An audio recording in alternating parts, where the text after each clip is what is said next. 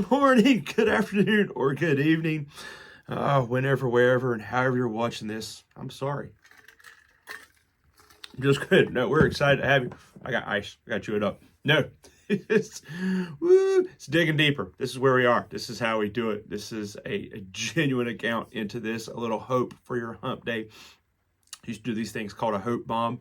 I think these have kind of replaced that. We dig a little deeper into this past Sunday sermon, but maybe bring a little hope into your life for this week as well. As always, if you haven't already, I very much encourage you, go back.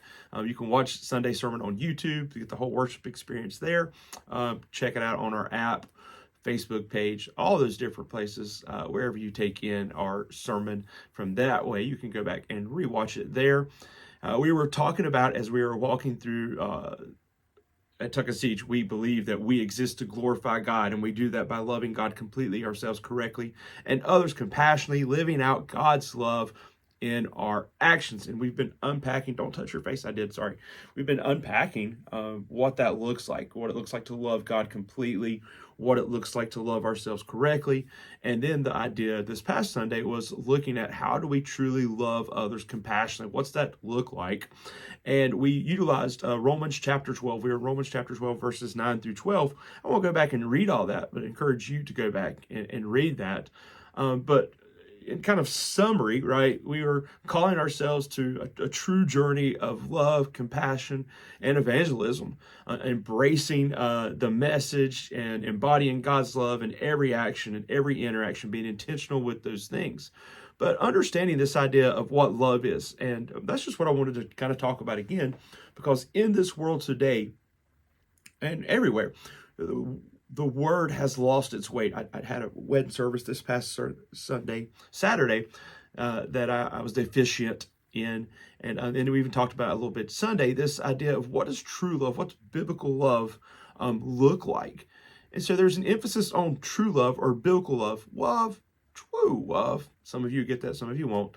But what it is, right? And it's summed up in the very first verse that we read in Romans chapter 12, verse 9. And Paul said, let love be genuine, abhor what is evil, hold fast to what is good. So, right, genuine, real, authentic love, true love, right? Real love, what's it look like? This is what it looks like. It abhors evil, it hates what's evil, and it holds fast to what is good. So there is an aspect of real, true love for somebody, true compassion for other people, true love, biblical love for others, genuine love, hates some things and builds up and encourages in others. It does. There is an idea today that love is all about tolerance, and it's not. There are things that I do not tolerate in the lives of my children because I love them. And there are things that I put up with my kids that I tolerate because they're my children.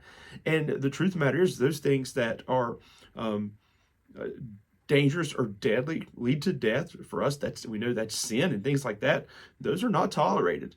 And those things that are inconsequential or not, they are things that are like not leading to life or death, what color your hair is, things like that. It's not a hill I'm going to die on. Mom may die on that hill more before I will. I'm not concerned about your hair. I'm more concerned about your heart.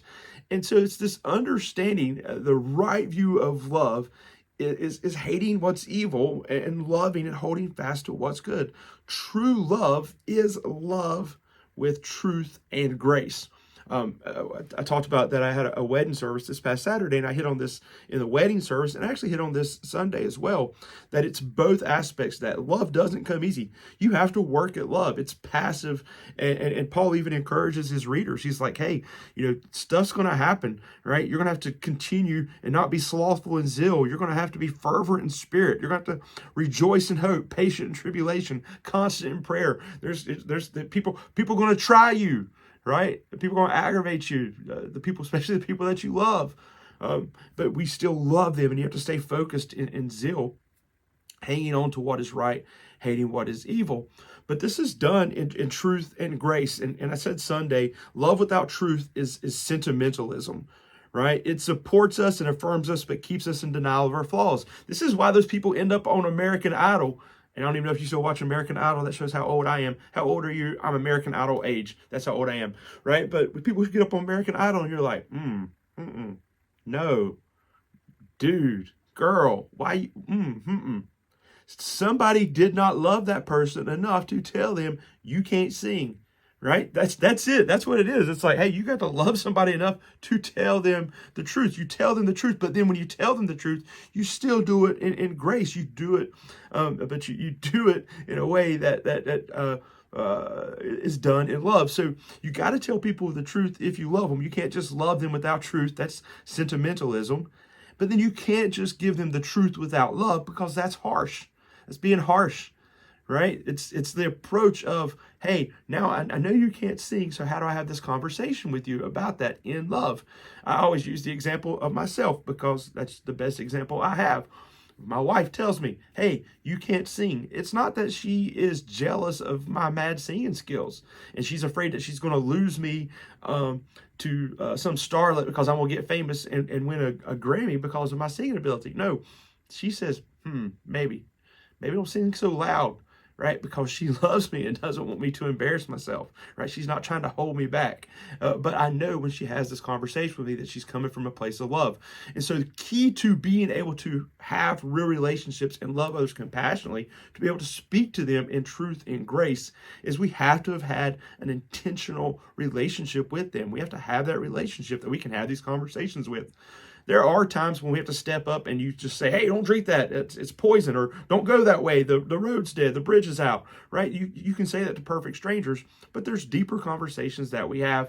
And so there's an intentionality to our ability to really, truly love others compassionately, letting them know that we care so we can build up and have those conversations as well. But I just want you to kind of think about, I went longer than I wanted to on this, but really, I think that's the focus, is really looking at what's that real love look like. True love, deeply rooted in God's love, confronts sin with honesty, in truth, and grace. True love doesn't affirm sin, it confronts sin. The same way the gospel doesn't affirm our sin, it confirms our place as a sinner. It confirms our need for Christ, and it shows us that we can be affirmed in God's love through Christ's sacrifice. That understanding of the gospel is also in how we love other people. It is not a confirming or affirming in somebody's sin. It is calling those things out in love, in care, intentionally loving them through that in truth, in grace. So a lot of words came just shooting out to you this morning, afternoon or evening, wherever, however you watch this. But I hope the takeaway is there. If nothing else, I hope you're like, man, I got to go read Romans chapter 12 because I don't know what this dude said. Well, there you go. God works through mysterious ways. Sometimes I'm that mysterious way. So that's it. Take this, go and love in truth and grace. Go get in that pit and truly love somebody today. Have a great one. I'll talk to you later. Bye. Almost said peace, but I didn't. I'm sorry.